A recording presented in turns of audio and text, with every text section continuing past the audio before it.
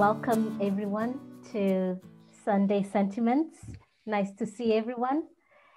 I'm just gonna go through 4 things that we're going to be mentioning at the start of every video.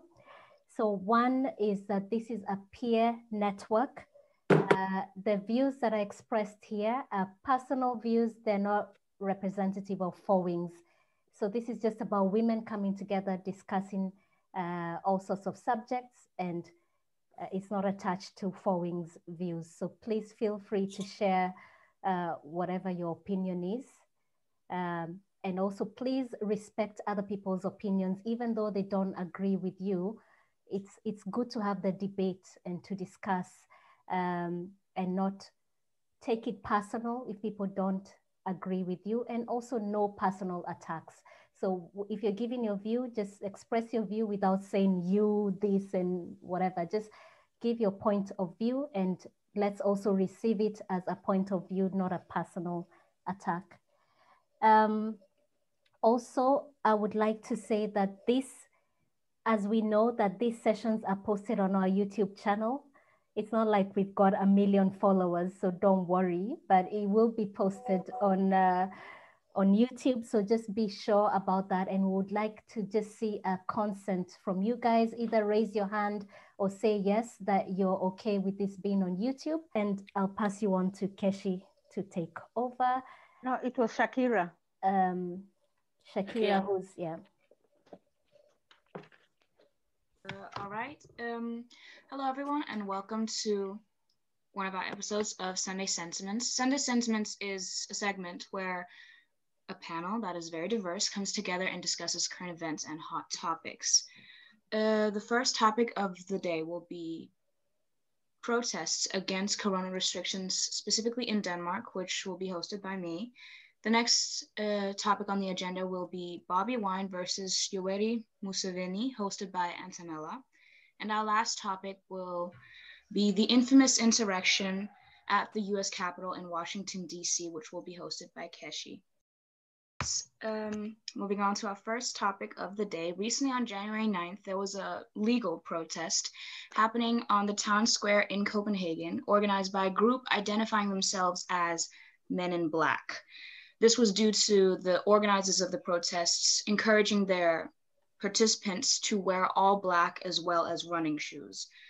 What seemed to start out as a peaceful protest against restrictions and mask requirements turned violent when members of the crowd started throwing cans and firing fireworks into the crowd, which is when they started harassing passerbys who were wearing masks out on the town square. This also happened to a friend of mine who was passing by at the same event. She was in a bus, actually, and they started firing fireworks at them, trying to break into the bus to do God knows what, because these people were wearing masks. And others had to take off their masks because they were in fear of being beat up because of these people in a huge mob, which, if you know about mob mentality, if you're in a big crowd, you will be led on by these people's behavior, so you will become more crazed yourself, I guess you can call it that. So I just wanted to ask the panel about their own opinions on this topic, as well as if anything has been happening in their own countries since these types of protests have been happening all over. Keshi?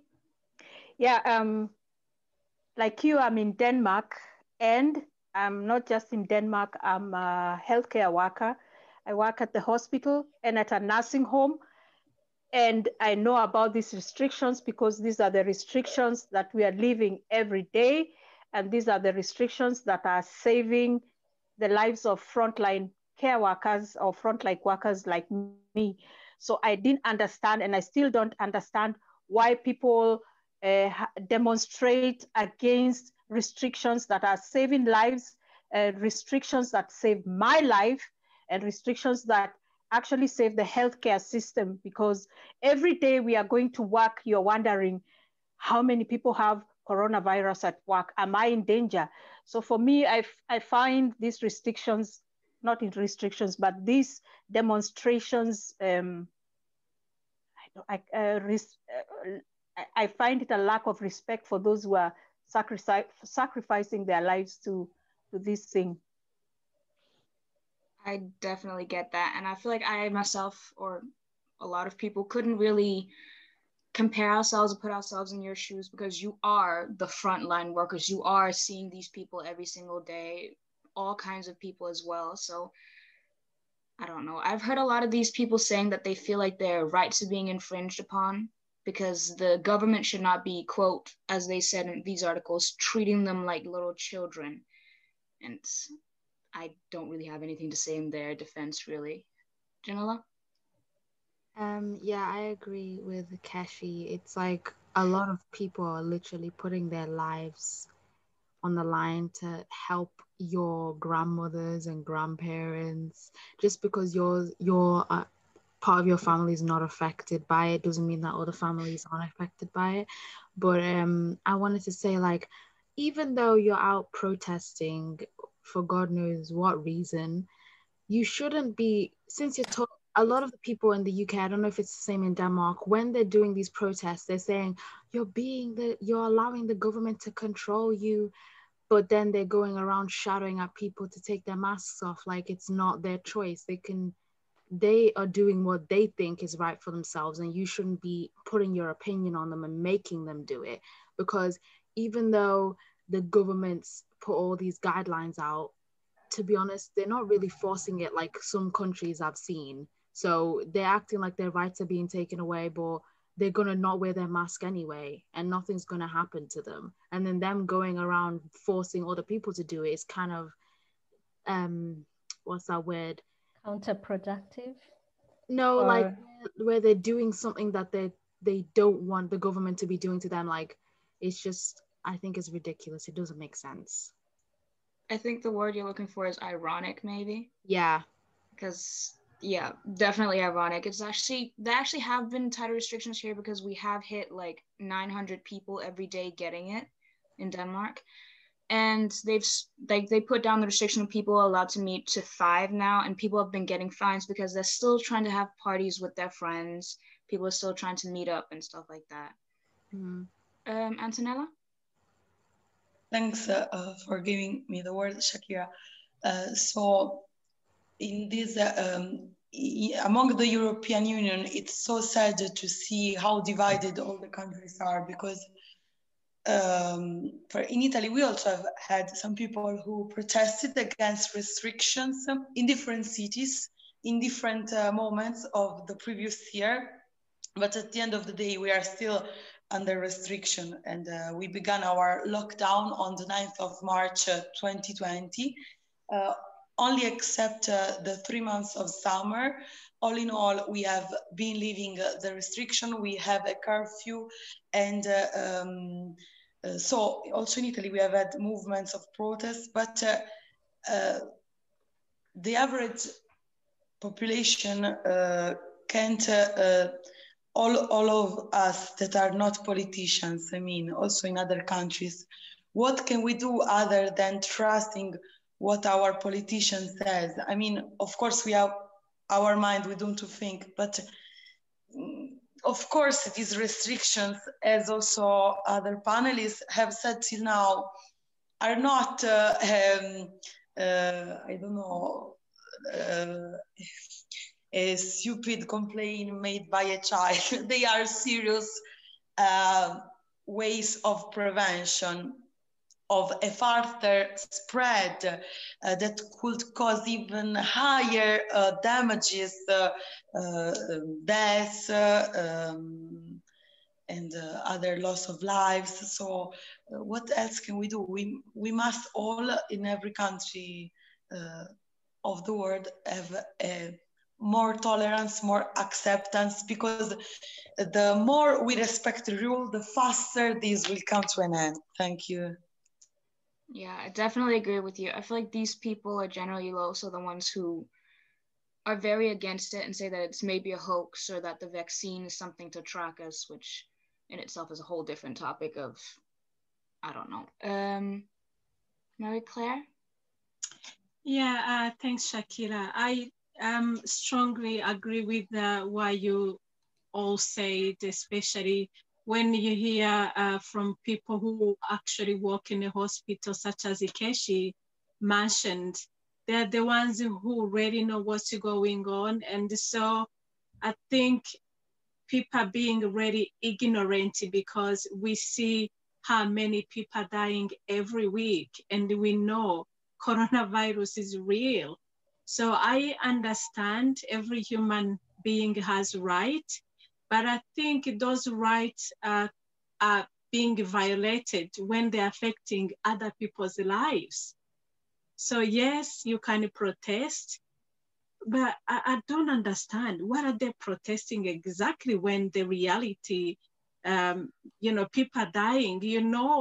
If you protect yourself, you're protecting others. So it's not about you. I think it is a time for unity.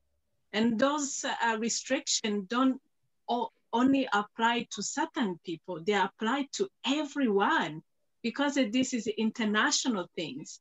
So I really don't agree as much as respect people's rights, as much as respect human rights.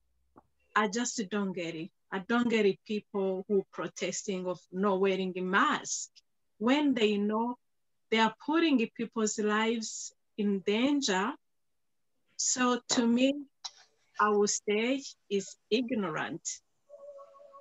So that's in my opinion. I definitely agree with you on many points in that statement. Shira? Yes, of course. I mean, we all agree that it's very antisocial not to wear a mask or do anything. But I think we also have to recognize that probably, I don't know, 80% or probably more, 90% of the population, I mean, I'm talking about the UK, I can talk for Germany and the UK, that's all I know, that actually adhere to the rules. It's a minority. I mean, I believe it's a minority who doesn't, but sometimes that minority can be very loud. And so we're wondering, but I can only speak for Chester, and most of the people I see, they're wearing the masks. So you do ask yourself, what are these crazy people who don't wear the mask? I mean, some of them are you can just put them in the idiot basket, and they are, but they're using it. It's been used for political reasons. Yeah. And especially in Germany, when you look at they call themselves lateral thinkers, and they're talking about, we want, the government is taking over, they're muting themselves, they're putting in laws. They do put in laws, but obviously those laws will end, but they're saying, they're putting in laws to suppress us. And especially in England, I'm a bit more cautious because there are a few laws that have been pushed through while everyone was concentrating on the pandemic. But for Germany, I'm quite confident that this is not the case. So it's, if you look at that group of protests, because that's what we're talking about, the protests against the lockdown. If you look at the group of people, that's what sort of quite scares me. Because it almost ends up in a big pot of people that are in whatever opposition to the government. And when you look into Germany, there's a lot of very right-wing people, like what we call neo-Nazis, right-wingers. They come together in these protests, combined with, and that's when Antonella, maybe because I'm on my friends in Italy, it comes together with a very left esoteric, is that a word? Esoteric group of people that like when it's a type of school we used to go to, and they're sort of believing they're what they call the anti-vaxxers. And not all anti-vaxxers are crazy. Some of them just don't believe that the one rule to vaccination is right. But at this time, of course, we can't afford to have a negative view on vaccinations, because that's really our only hope.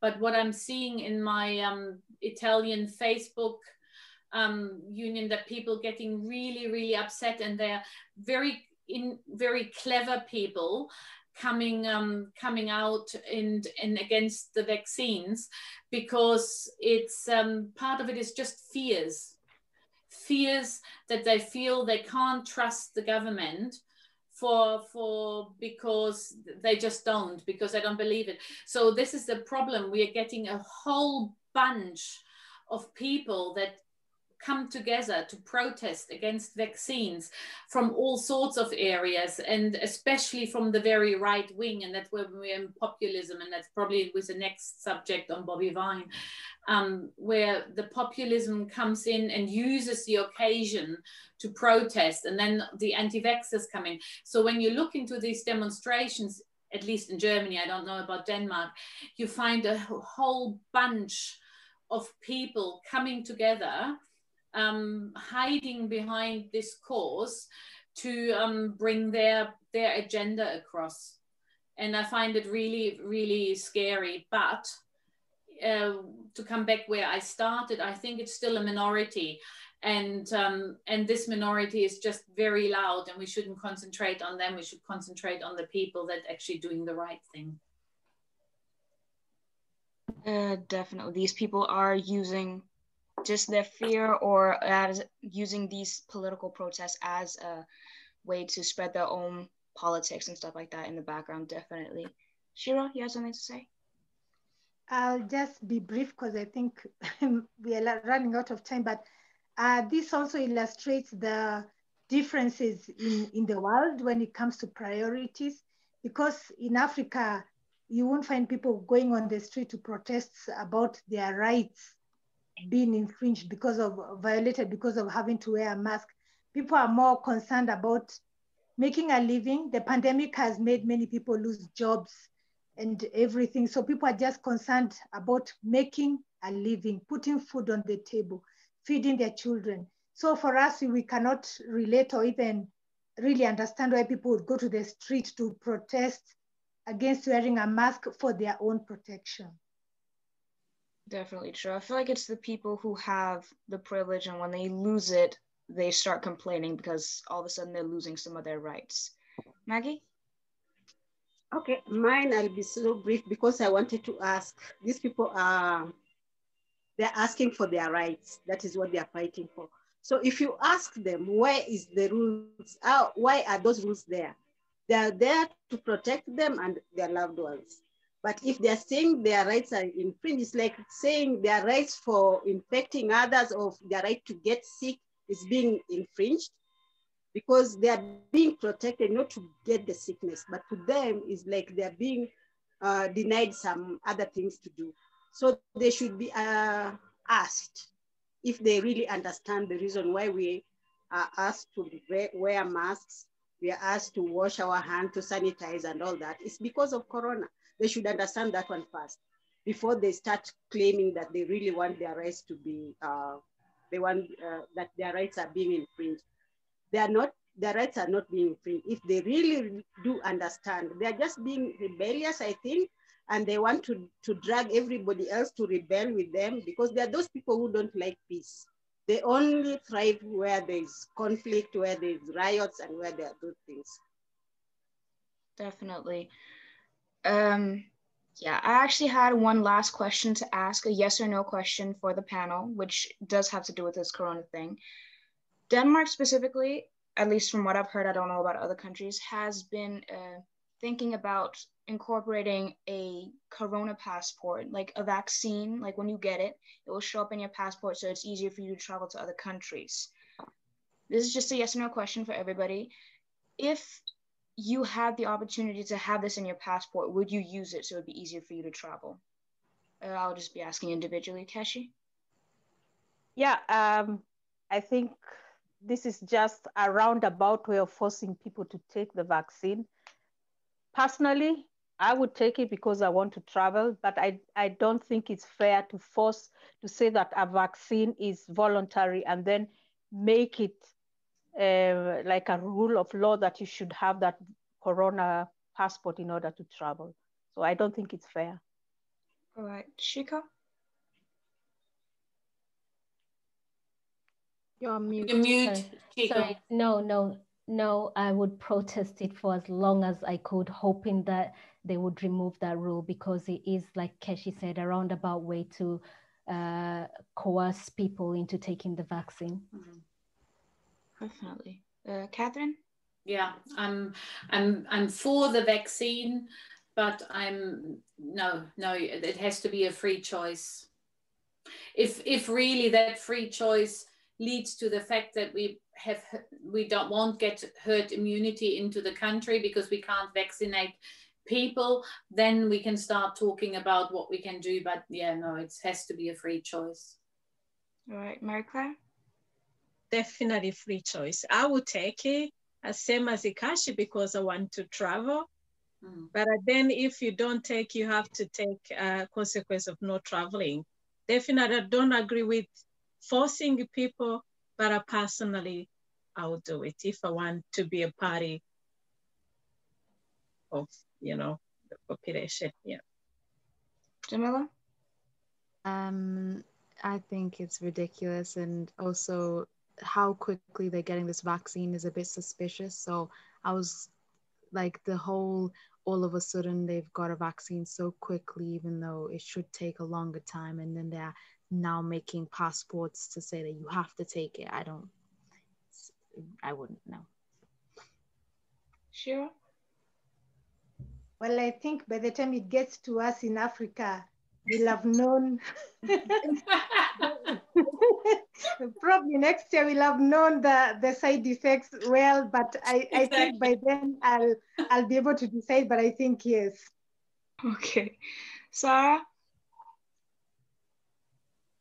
I agree with all of you. I think that this is quite ridiculous because it's forcing people and it's changing their minds and their opinions, and I don't think it's good. Maybe it's good to have something that, okay, I have the vaccine like all the other vaccines, but not like this. Like if you have it, you can travel better. I don't know. That's quite bad. I think it's really forcing. So I don't think it's good. All right. Salam? So I think that, yeah, it's supposed to be the free choice as well. You can't force people, so you have to give them a free choice option, either you do it or not. So it's also as you said, this vaccine is to prove that it is the trustworthy of this vaccine is to be proved the future, because we still don't know what is it. And so yeah, free choice. And personally, I think I would take it, but so yeah, let's see how it goes. Huda? Personally, I haven't seen my family for 3 years. If I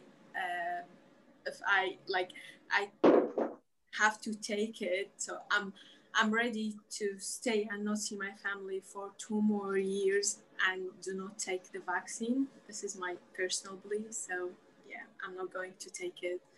And I don't agree with forcing people to take it with travels, because they know everyone has another member's family or friends out of the country or something like this. So I don't agree with it. Even if it is for a free choice, I'm not going to take it, personally. All right. Philomena? Hi. Yeah, given the fact that the risk of this vaccine has not been actually weighed in terms of benefit and risk, obviously, I would take it to protect me and other people. But forcing people to take it, I don't think is the right thing, because as they are offering to people, I think they should be proactive in doing evaluation and measuring the side effects before they roll out to many people. Definitely. Maggie? Like Shiro said, we are waiting for others to see the side effect, but I'll take it. I'm for it if it will come. But it should be a free will to force people to take it, because once you start forcing people, they'll get scared. The moment you force people, they'll start being rebellious and getting scared. So they're supposed to be given a choice, but I'll go for it. Antonella?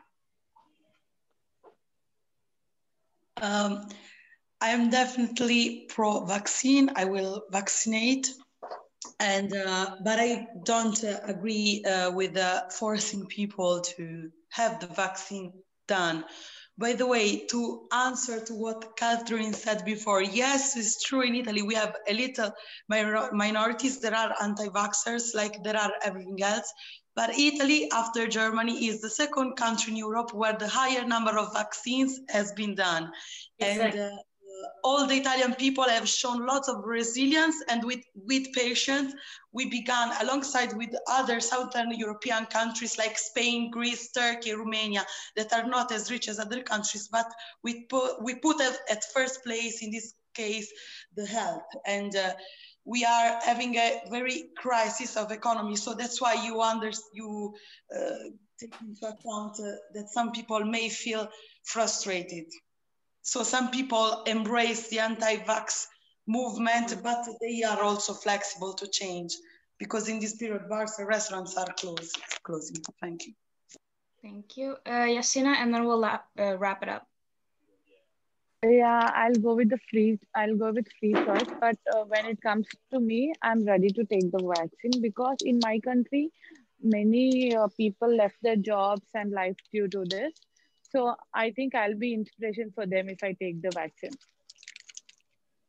Definitely. I mean, personally for me, I am all for the vaccine, but like Maggie said, forcing people to do it will just make them want to resist a lot more. So now it comes the second topic of today's agenda, and we are going to talk about the very latest news about Uganda, what has happened on last Thursday, the 14th of January, a very important election after 35 years of Yoweri Museveni mandate. There was a very interesting election, and his opponent was Bobi Wine. Bobi Wine, that candidate, was previously a singer. He had been a singer for 20 years. And this turned politician, unfortunately, he lost against Yoweri Museveni. The worst thing is that Uganda was politically divided. There have been some irregularities also in the electorate, also during the campaigning.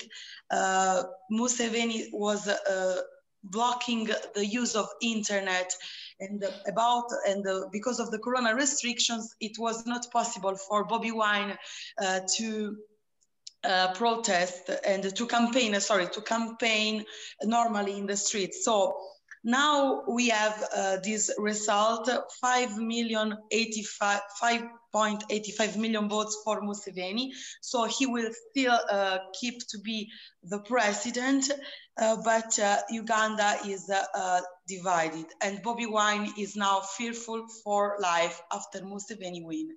Even if he declares that he's he is willing to sing about youngsters, about the suffering, about the problems of the youngsters in the Ugandan society. So I'm going to ask all of you panelists, what do you think? Why do you think that this election was not as spoken as the one held in America in the same time between Biden and Trump? Why Uganda election shall be less important? We are curious to hear all of your points of view, and here you are. So first of all, Antonella, so the election is already done. Yeah. We have already the results this Thursday, and Yoweri Museveni is the president. So after 35 years of mandate, he won again this campaign with his opponent, Bobi Wine, the singer turned politician, Bobi Wine. I feel like to answer your question about why it wasn't talked about a lot, I feel like there was just so much happening in America in general, and also, like we've talked about in previous videos, Americans, like their decision really does affect the rest of the world as a whole because they are such a powerful nation. So I feel like that's why generally I didn't hear about this either, and I'm from Africa, like at least have African roots. And personally, I feel like this this has nothing really to do with that. It just reminds me of also of like Russian rule and stuff like that, how these dictators, I guess you could call them that, are staying in power for so long. It's just, I can't even fathom that at all. Okay, yeah, your point is also interesting, and it's true that American elections regarded the whole world, unfortunately, or fortunately, it depends from the point of view. But what was important, in fact, that campaigning had been marred by violence in which dozens of people died, and it was also during Corona restrictions. So people from Uganda, also youngsters, wanted to change the society, accusing Museveni of being a sort of dictator. So who else would like to share your point about this very important news that comes from Africa? Even if it doesn't come from United States of America, it is as important as Europe, as Africa. So we must give the same importance. That's why, so I don't want to speak alone. For example, it was very important also to hear the point of view of rooted African women like you about Uganda. Maybe I know that you don't come from Uganda, you come from Kenya, but it's another African country. And so what is also your knowledge about Uganda, the youngsters? Do you find any similarities between the youngsters, the problems that youngsters from Kenya, for example, live? Which are the problems that are maybe in common with the Uganda youngsters?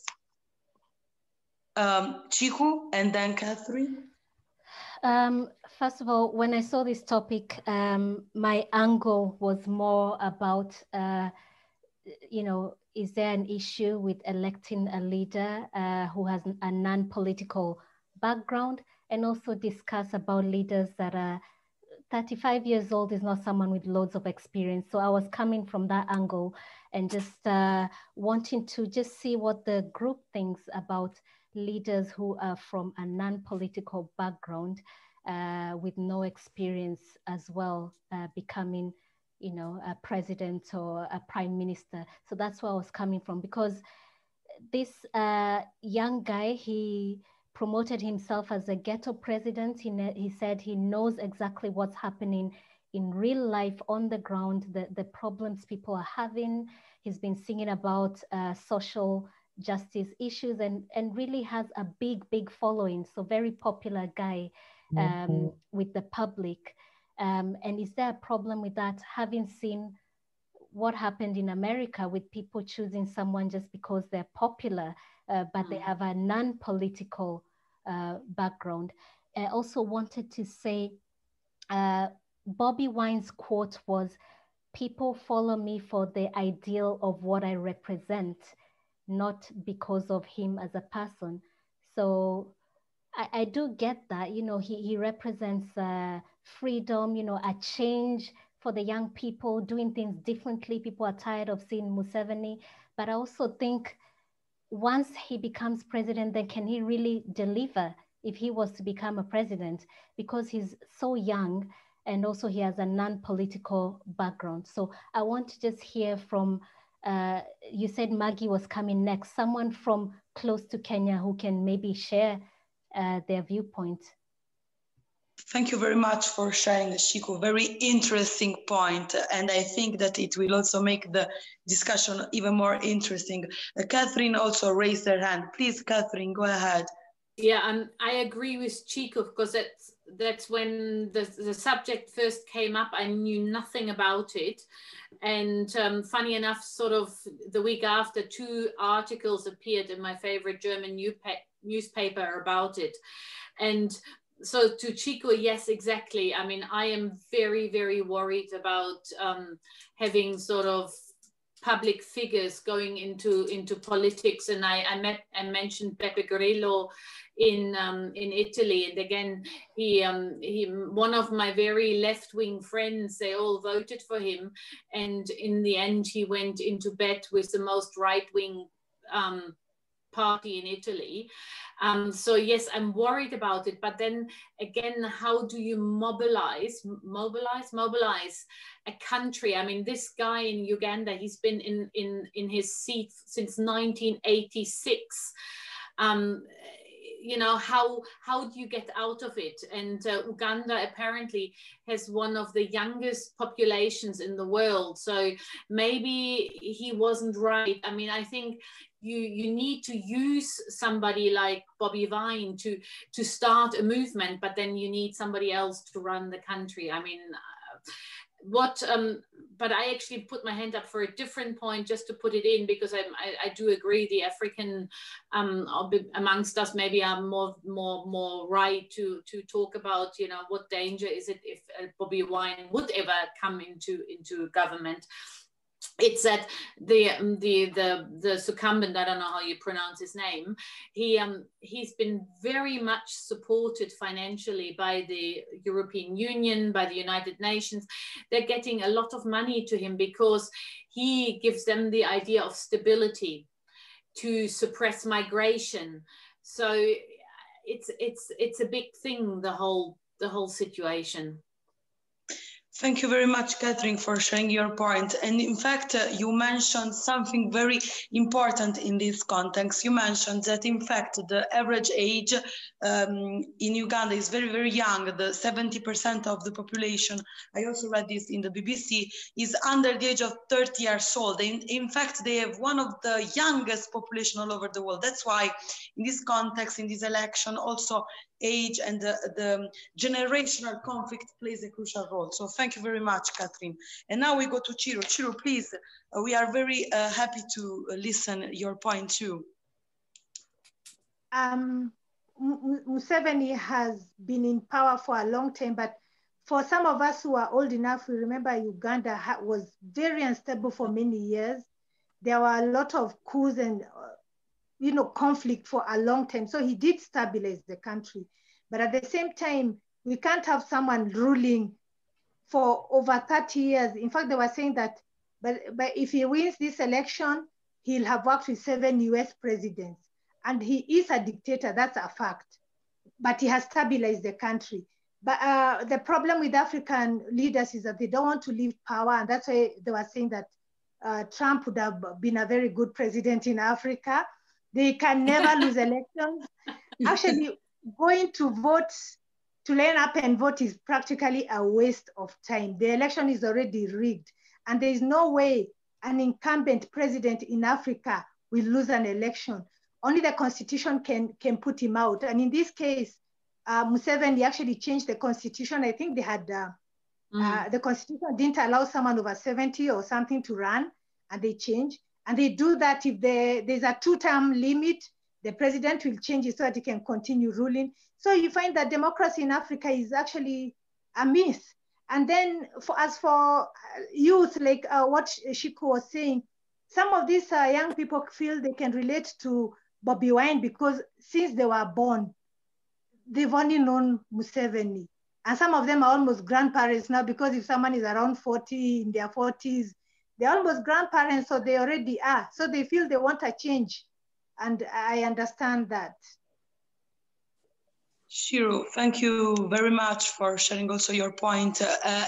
It's very important to have also testimonies from an African perspective that you can also understand and relate more. And every country has contradiction. And as Shakira said, it's time for Africa. So we all hope that finally all this battle for democracy in Africa will come to a successful. We hope that Museveni will be a bit better than his previous 35 years. It's very complicated. So we hope that Uganda youngsters will have a better future. And now to top it off, Maggie, another African perspective. Please, Maggie, we are very, very also curious to hear your point, Maggie. No, I just wanted to stress, we'll miss Nelson Mandela, because he was the only president who said he will only go for 1 term. Mandela, if Mandela wanted to go forever until he died, he would have, because Mandela suffered for many years and people know. So he had a right to actually cling in power. But he said he was only going for one term and he meant his words. He just went for one term. But again, Museveni never got his leadership through democracy. So how do you expect him to give power just like that? He couldn't. We know Bobi Wine won.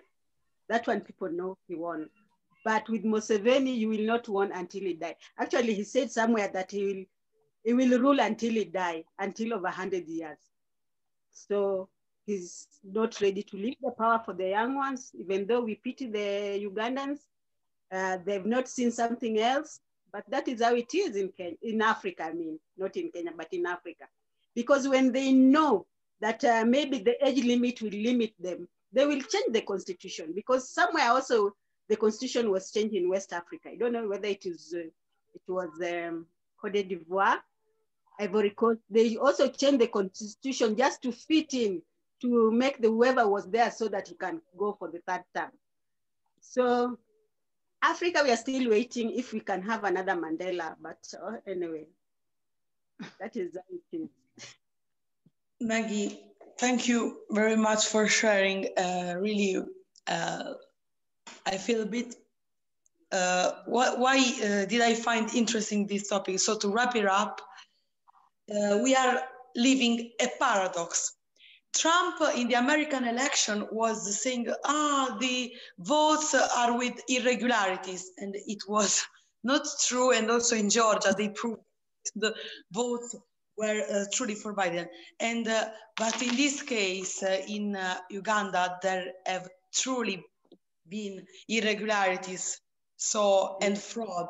So because of this, and if some people are saying, actually plenty of people are saying there have been irregularities, so let's hope that they will repeat the election, maybe with a third candidate. So the game is still on. Let's maybe in another session, in one of the next Sundays, we can update each other and about what the near future situation of Uganda will be. We hope, of course, the best, and especially for youngsters from Uganda. Thank you very much. And now I will give the word to the third host for the next segment. Thank you very much.